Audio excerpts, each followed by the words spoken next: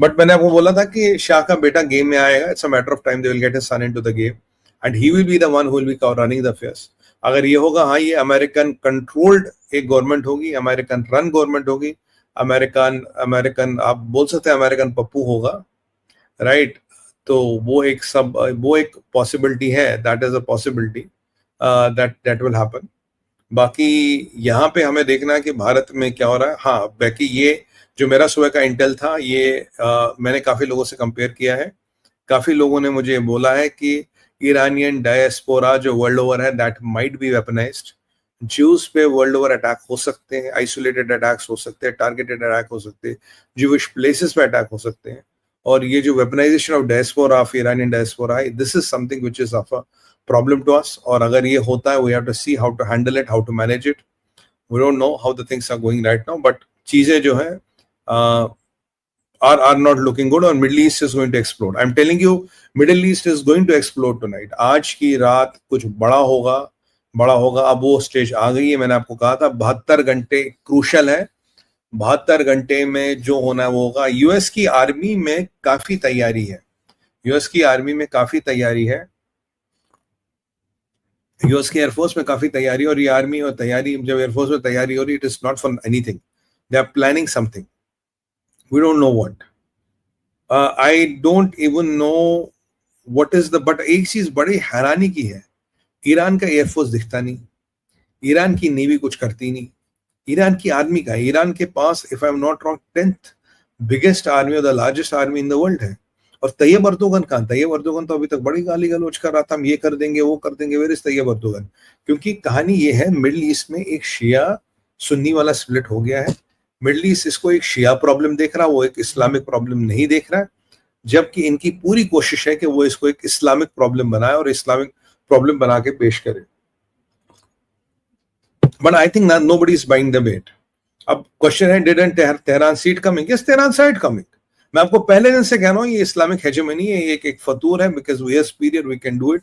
अब देखिए ना, कभी कहते हैं अमेरिका को हमला करेंगे, कभी कहते हैं आपकी बेसों पे हमला करेंगे, कभी कहते हैं इतने अमेरिकनों को खून बहाएंगे जितना आज तक नहीं बहाया। अब ट्रंप का आप सब छोड़िए, हिस्ट्री जो हुई वो गई। आज अब ट्रंप का अगर आप डायरेक्ट थ्रेट देखेंगे, ट्रंप डायरेक्ट बोल रहे हैं भाई, ट्रंप डायरेक्ट बोल रहे हैं, that means a lot of things, that means a lot of things.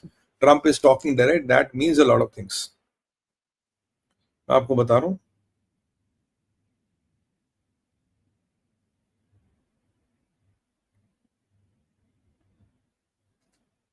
Okay, let me check, मैं लुक एट माय व्हाट्सएप, कुछ है क्या? It's late night, so I am on my own.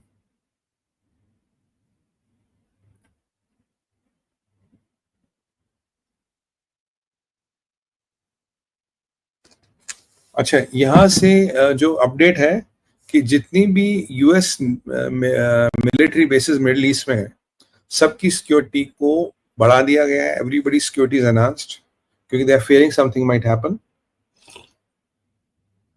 और ये जो आपको याद होगा कि एक बार पीट हेग्सेथ ने कहा था, we have moved a lot of, हमने एक फुल पेट्रियट मिसाइल बटालियन को हमने मिडिल ईस्ट मूव कर दिया है। I think that was in context of that. अब इन सब बेसिस की सिक्योरिटी को एनहांस किया गया है। And I think what we are hearing that soon there might be a battle formation deployment of US Navy. Battle form deployment of US Navy होता है कि जहां वेसल्स को आप एक पर्टिकुलर फॉर्मेशन में, एक पर्टिकुलर बैटल फॉर्मेशन में, जो भी इनका होगा उसके हिसाब से डिप्लॉय करते हो to come to handle threats. क्योंकि थ्रेट्स जो आएंगे वो आपके मोस्टली होती से आएंगे, और होतियों के पास नेवी है। और याद करिए, एक बार मैंने आपको बताया था इसी चैनल पे, they have this army of, जहां वो छोटे छोटे बोट्स हैं उनके पास। एक बोट में एक बंदे के हाथ में वो हैंड हेल्ड एक आरपीजी टाइप है, या वो स्ट्रिंगर मिसाइल टाइप है, और उसके पास वो AK-47 है। So these small boats can poses a big threat to the any established navy. तब यूएस का उसको टैकल करने का फॉर्मेशन क्या है?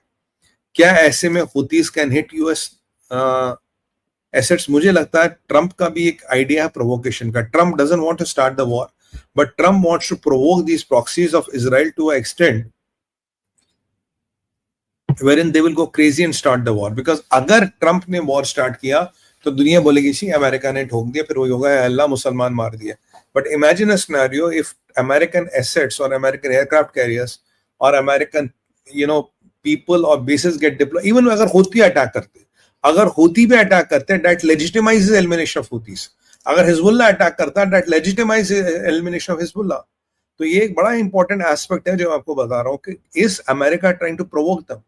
ये जो अमेरिका एग्रेसिव डिप्लॉयमेंट करेगा, तो अगर इस डिप्लॉयमेंट को किसी ने टच किया, that will be war on America. And by the way, they have already attacked American embassy. American embassy को अटैक करने का मतलब है अमेरिका का जो चेक बॉक्स है वो टिक हो गया है. अब एक ट्रिगर चाहिए. चेक बॉक्स तो आपने टिक कर दिया, बस वो ये कि अब वो एक ट्रिगर चाहिए. Will Houthis be stupid to provide that trigger? Will Hezbollah be stupid to provide that trigger? क्योंकि गलती उनकी नहीं, ईरान उनको प्रोवोक कर रहा है रिलीजियस लाइन पे. देखो जी, ये मरशाद पे ये कर दिया, कौम पे ये कर दिया, बड़ा ये हुआ जी, हमारा हिरोशिमा हो गया, शियाओं के छाती पे खंजर उतारा है. And they are trying to get Shia sympathies around the world. But यहाँ शाह का बेटा आके उसको थोड़ा बैलेंस कर रहा है. Is addressing the nation. He is possibly going to be the new president of Iran. That is what it looks to me. But ये अब कंप्लीट मैं आपको बता सकता हूँ 101% श्योर है, रिजीम चेंज हो रही है. There is absolutely regime change happening. There is no doubt on that.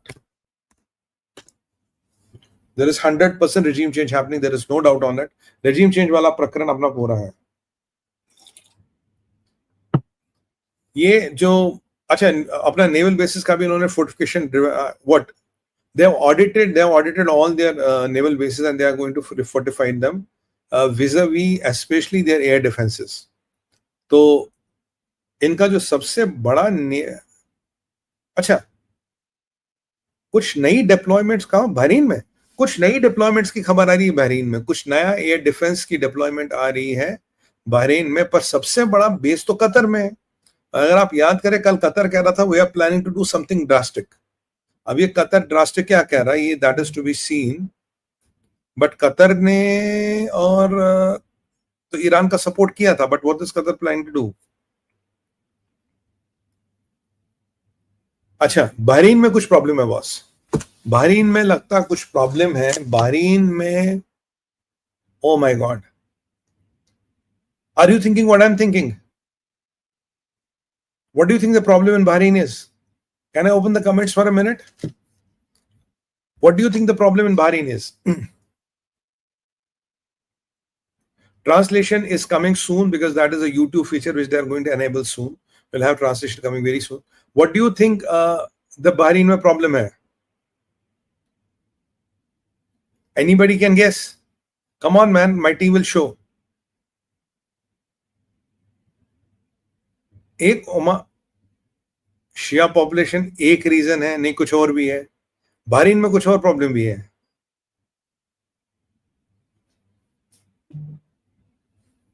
हाँ, ये फ्लीट तो है वहां पे. No idea sir. बहरीन में मुझे लगता है America is fearing that their naval, can we have the comment of the screen please? इस समय या हाँ बेस है. मुझे लगता है बहरीन में they are fearing a local hit. आपको याद होगा एक बार एक अमेरिकन बड़े जहाज को लोकली हिट किया था यमन के आसपास. तो they are fearing a local hit क्योंकि जो खबर आ रही है बहरीन में they have asked all the naval vessels to leave, go into the sea. ये naval vessels को sea में तभी आप deploy करते हो सबको without a reason. Either it's a battle formation or you are fearing a sabotage.